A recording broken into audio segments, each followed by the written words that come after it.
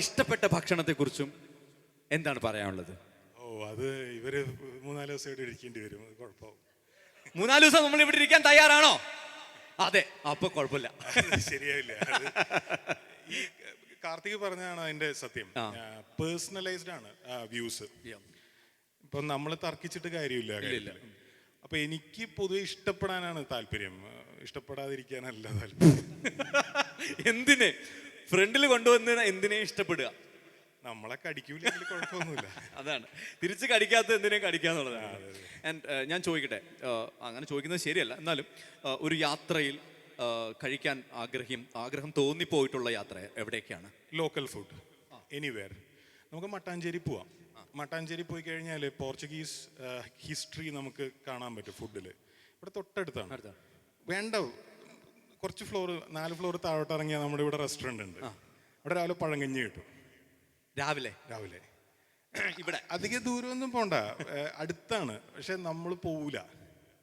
ഞാൻ ഒരു തവണ ബ്രിട്ടനിൽ പോവുകയാണ്.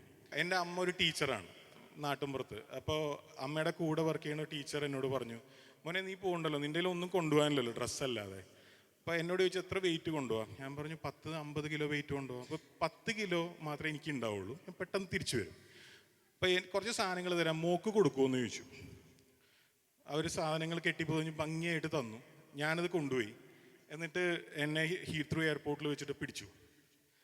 എന്നിട്ട് കസ്റ്റംസ് ഇത് കംപ്ലീറ്റ്. ഞാൻ 5 കൊല്ലം ബ്രിട്ടനിൽ ജീവിച്ചതാണ്. അപ്പോൾ എന്നെ ഇതുവരെ അങ്ങനെ പിടിച്ചിട്ടുണ്ടായിരുന്നില്ല. ഞാൻ ഇത് തുറന്നപ്പോൾ കറിവേപ്പില മുതൽ ചമ്മന്തിപ്പൊടി വരെ കംപ്ലീറ്റ് സാധനങ്ങൾ ഇതിനകത്തുണ്ട്. അപ്പോൾ ഇവർ കംപ്ലീറ്റ് സാധനങ്ങൾ എടുത്തിട്ട് വേസ്റ്റ് ബിന്നിൽ ഇട്ടിട്ട് പറഞ്ഞു യൂറോപ്യൻ യൂണിയനിലേക്ക് ഇങ്ങനെയുള്ള സാധനങ്ങളും കൊണ്ടുവരരുത് എന്ന്.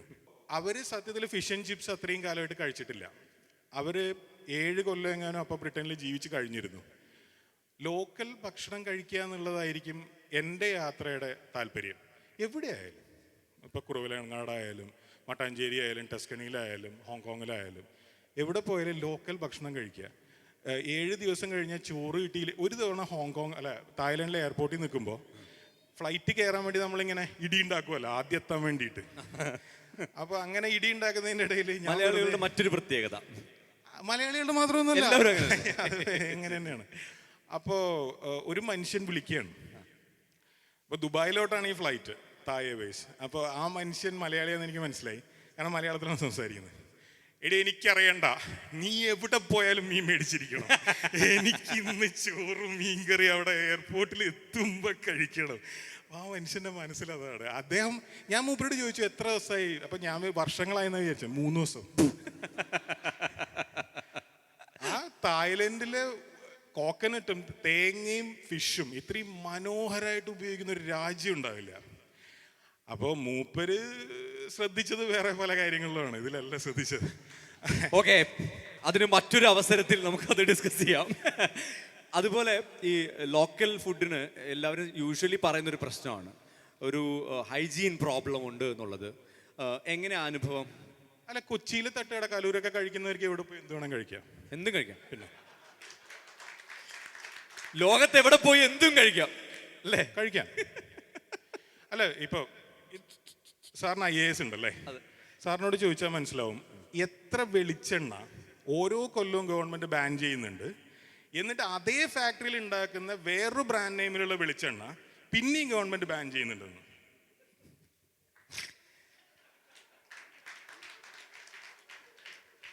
നമ്മൾ ഇത്രേ ചെയ്യണ്ടു. കൊപ്ര നമ്മുടെ നാട്ടിലെ സാധനം, ഇത് ആട്ടി വെളിച്ചെണ്ണയാക്കിയിട്ട് ഇത് വിൽക്കണമെങ്കിൽ 205 രൂപയെങ്കിലും മേടിക്കണം 1 ലിറ്ററിന്. ഇപ്പൊ ലുലുവിൽ പോയാൽ 140 രൂപ മുതൽ മേലേക്ക് വെളിച്ചെണ്ണ കിട്ടും. അതെങ്ങനെയാ കിട്ടുന്നത്? അതായത് ഉത്തമ, ഞാൻ സത്യം പറഞ്ഞ ഞാൻ അതല്ല കേട്ടോ നിങ്ങൾ ഇത് കഴിച്ചിട്ട് ശീലിക്കുന്ന നമുക്ക് എവിടെ പോയി എന്ത് കഴിച്ച് എന്ത് സംഭവിക്കാം, ഒന്നും സംഭവിക്കാൻ പോകുന്നില്ല. സോ ഇവിടെ നമുക്ക് നല്ല ഫുഡ് അല്ല കിട്ടുന്നത് എന്നുള്ളതാണ് ഇപ്പൊ എക്സ്പ്രസ് ചെയ്തിരിക്കുന്നത്. അല്ല, നല്ല ഭക്ഷണം തരുന്ന ആളുകൾ ഇഷ്ടം പോലുണ്ട്. പക്ഷേ നമ്മൾ അതിനെ അപ്രീഷിയേറ്റ് ചെയ്യുന്നില്ല, നമ്മൾ വില കൊടുക്കാൻ തയ്യാറല്ല. ഇപ്പോൾ ഒരു ഉദാഹരണത്തിന്, നമ്മുടെ വീട്ടിൽ ഒരു ബിരിയാണി ഉണ്ടാക്കാൻ നമ്മളിപ്പോൾ 10 പേർക്ക് ബിരിയാണി ഉണ്ടാക്കിയാൽ 150 രൂപ ചിക്കൻ, 70 രൂപ 1 കിലോ റൈസ്. അപ്പോൾ 10 പേർക്ക് ബിരിയാണി ഉണ്ടാക്കാൻ 1.5 കിലോ റൈസ്, കുറച്ച് ചിക്കൻ, നമ്മൾ കൂട്ടി നോക്കി കഴിഞ്ഞാൽ നമുക്ക് 75 രൂപ വേണം ഒരാൾക്ക് ബിരിയാണി ഉണ്ടാക്കാൻ. ശരിയാ. പിന്നെ എന്തിനാണ് നമ്മൾ 60 രൂപയുടെ ബിരിയാണി മേടിച്ച് കഴിക്കുന്നത്? ഈ കണക്കറിയാത്തതുകൊണ്ടാണെന്ന് തോന്നുന്നു അല്ലേ അവർക്ക്. ഇതൊന്നും ഇത് കോമൺ സെൻസ് അല്ലേ? സത്യം, ശരിയാണ്. അപ്പൊ ഈ 60 രൂപയുടെ ബിരിയാണി നമ്മൾ കഴിക്കുന്നു. ഉള്ളിയുടെ വില കൂടിയതുകൊണ്ടായിരിക്കോ? സി അഗെയിൻ, ഉള്ളി എന്ന് പറയുന്നത് എപ്പോഴും പൊളിറ്റിക്കലാണ്. ഒരു ഗവൺമെന്റിനെ അടുത്ത ഗവൺമെന്റിനെ വാരിത്തേക്കാനുള്ള പരിപാടിയാണ്. ഗവൺമെന്റിന് ഇതിലൊന്നും ഒരു നോട്ട് ഇൻട്രസ്റ്റ്. ടർക്കിയിൽ നിന്ന് ഇവര് ഉള്ളി ഇമ്പോർട്ട് ചെയ്യുന്നു പറയുന്നത് എനിക്ക് ചിരിയാവുന്നു. ഇവിടെ കൃഷി ചെയ്യാൻ പാടില്ല. ഇത് ഇത്രയും വലിയ രാജ്യം ഉണ്ടായിട്ട്. അല്ല, സത്യമാണ് താങ്കൾ പറയുന്നത് എല്ലാം. നമുക്ക് നല്ല ഭക്ഷണം കിട്ടുക എന്നുള്ളത് നമ്മുടെ സംസ്കാരത്തിന്റെ ഭാഗമാണ്. നമുക്ക് അങ്ങനെ വേണ്ടത് നമ്മുടെ ആരോഗ്യത്തെ ബാധിക്കുന്ന വിഷയമാണ്. പക്ഷെ ഇതെല്ലാം ഈ അധികാരികളുടെ മാത്രം പ്രശ്നമാണ് എന്നുള്ളതാണോ പറഞ്ഞു വരുന്നത്? അധികാരികളുടെ പ്രശ്നമല്ല, അധികാരികൾ ഇത് തന്നെയാണ് കഴിക്കുന്നത്. അതാണ് അവരും നമ്മളെ പോലെ മനുഷ്യ. ഇപ്പൊ അദ്ദേഹം ഈസ് പവർഫുൾ ആകെ ഉള്ള ഒരാളാണ്. എനിക്ക് അത്രേ ഉള്ളൂ, എനിക്ക് വേറെ എക്സാമ്പിൾ ഇല്ല. പോട്ടെ, സുജിത്തിനെ കേരളീകൾ എവിടെ പോയാലും തിരിച്ചറിയും. സുജിത്ത് ഒരു വിശന്നിട്ട് ഒരു തട്ടുകട ചെന്നാൽ അയ്യോ സുജിത്ത് വന്നേക്കണേ, ഇനിയിപ്പോ നല്ല എണ്ണ മേടിക്കാൻ പോവാം. ഇല്ല, ചെയ്യാൻ പറ്റില്ല. It's not possible. ഇനിയും എന്തിനെ കുറിച്ചെങ്കിലും പറയണമെന്ന് ആഗ്രഹിക്കുന്നത്? ഞാൻ പറയുന്നത് ശരിയാണെന്ന് അറിയില്ല, ഹിപ്പോക്രസി ആയി പോകും. കാരണം ഞാൻ ചെയ്യുന്നൊരു സംഭവമല്ല. ദയവ് ചെയ്ത് കുറച്ച് കഴിച്ചിട്ട് നല്ല ക്വാളിറ്റിയുള്ള ഭക്ഷണം കഴിക്കുകയാണെങ്കിൽ കുറച്ചുകൂടെ നല്ലതായിരിക്കും. ഒന്നും കൂടി പറയൂ. ഞാനിപ്പോ ഞാൻ ഒരു മാനേജ്മെന്റ് കൺസൾട്ടന്റ് ആണ്. ഞാൻ ഫുഡ് ഇൻഡസ്ട്രിയിലാണ് വർക്ക് ചെയ്യുന്നത്. ഞാനൊരു ഷിപ്പിംഗ് കമ്പനിയായിട്ട് വർക്ക് ചെയ്യായിരുന്നു. അപ്പോൾ അവർക്ക് വേണ്ടത് ഇത്ര $1 million സേവ് ചെയ്യലാണ്. അവർക്ക് ഒരുപാട് ഷിപ്സ് ഉണ്ട്. ഒരു ചൈനീസ് കമ്പനിയാണ്. ഞങ്ങളാകെ ഇത്രേ ചെയ്തുള്ളൂ, സാലഡിൽ നിന്ന് കുറച്ച് കണ്ടൻസ് എടുത്ത് മാറ്റി, എന്നിട്ട് വേറെ കണ്ടൻസ് വെച്ച് റീപ്ലേസ് ചെയ്തു. അപ്പോൾ അതിൻ്റെ വില വ്യത്യാസം കാരണം അത് ശരിയായി. ഞാൻ ഇതും കഴിഞ്ഞിട്ട് നമ്മുടെ നാട്ടിലോട്ട് വരുന്ന സമയത്ത് ഫ്ലൈറ്റിൽ വെച്ചിട്ട് ഒരാളെ പരിചയപ്പെട്ടു. അപ്പോൾ അയാൾ എനിക്ക് പറഞ്ഞു തന്നൊരു കാര്യമാണ്, ക്വാണ്ടിറ്റി എന്തുകൊണ്ട് നിങ്ങൾ കുറച്ചില്ല എന്ന്. ഞാൻ റീപ്ലേസ് ചെയ്യല്ലേ ചെയ്തത്. അപ്പം എനിക്ക് പേടിയാണ് ക്വാണ്ടിറ്റി കുറയ്ക്കാൻ.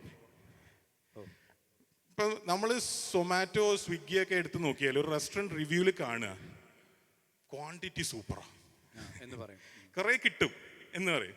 ഇന്നലെ എൻ്റെ ഭാര്യയും ഞാനും കൂടെ മിങ് പാലസ് എന്ന് പറഞ്ഞ തൃശ്ശൂർ റെസ്റ്റോറൻറ്റിൽ ഭക്ഷണം കഴിക്കുകയാണ്. അപ്പോൾ അവൾ പറഞ്ഞത് ക്രിസ്പി ഫ്രൈഡ് വെജിറ്റബിൾ മേടിക്കണം, ഒരുപാട് ക്വാണ്ടിറ്റി ഉണ്ടാവുന്നതാണ്. ടേസ്റ്റ് ഉണ്ടാവുന്നല്ല, അല്ലെങ്കിൽ ക്വാളിറ്റി ഉണ്ടാവുന്നല്ല. നമ്മൾ ക്വാണ്ടിറ്റിക്കാണ് നമ്മൾ കൂടുതൽ പ്രാധാന്യം കൊടുക്കുന്നത്. ഒബ്സെസ്ഡ് ആണ്. അപ്പോൾ ആളുകൾക്ക് ക്വാണ്ടിറ്റി തരണ്ടേ, അപ്പോൾ അവർക്ക് വില കൂട്ടാനും പറ്റില്ല. അപ്പോൾ തട്ടിപ്പ് കാണിക്കലല്ലേ വഴിയുള്ളൂ, വേറെ എന്താ ചെയ്യാ? സ്വാഭാവികം, നമ്മളാണ് ഇത് അനുഭവിക്കുന്നത്. അതിനെ കീ നമ്മൾ തന്നെയാണെന്ന് അദ്ദേഹം പറഞ്ഞിരിക്കുന്നു. കാര്യം നമ്മൾ ക്വാണ്ടിറ്റി കൂടുതൽ ആഗ്രഹിക്കുന്നതുകൊണ്ടാണ് അല്ലേ? നമ്മൾ വില കൊടുക്കാൻ തയ്യാറുമല്ല. ചായക്ക് 15 രൂപ നമ്മൾ കൊടുക്കൂല. അപ്പോൾ നമുക്ക് പാൽ ഉപയോഗിക്കാൻ പറ്റില്ല, പാലിന് വിലയില്ലേ. പാൽ ഉപയോഗിക്കാൻ നമ്മൾ വേറെ എന്തെങ്കിലും ഉപയോഗിക്കണം. അപ്പോൾ കുഴപ്പം നമ്മൾ തന്നെയാണ് കുഴപ്പമല്ലേ? നമ്മൾ ബേസിക്കലി ഭയങ്കര കുഴപ്പമാണ്.